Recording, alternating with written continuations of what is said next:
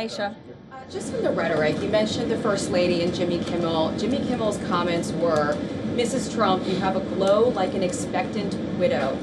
And he said this days before the shooting, but there does seem to be a normalization of rhetoric about assassinating this particular president. How can this administration try to put an end to this?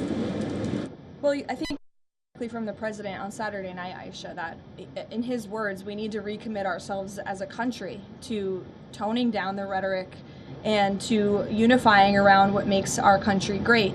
That's true of everyone who works in this White House, but as I said, it's also true of everyone who has a voice and a platform across this country, whether you're on television, a podcast host,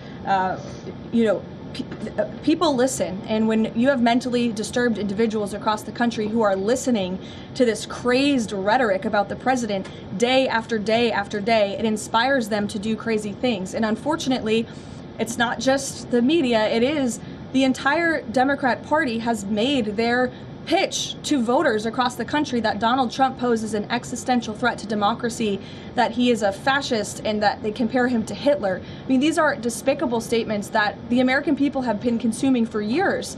And so many mentally perturbed individuals are led to believe these words are truth and then are inspired to act on it.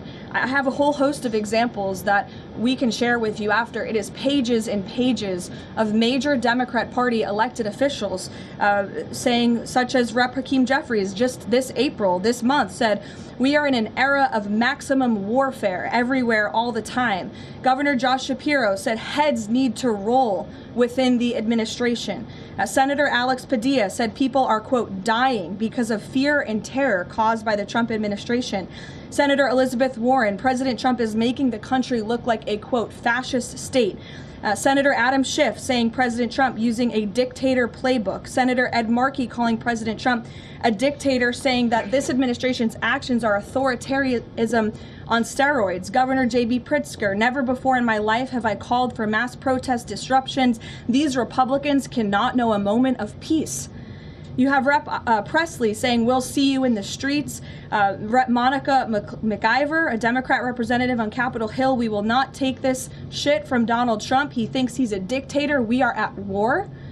These are Democrat elected officials calling for war against the President of the United States and his supporters.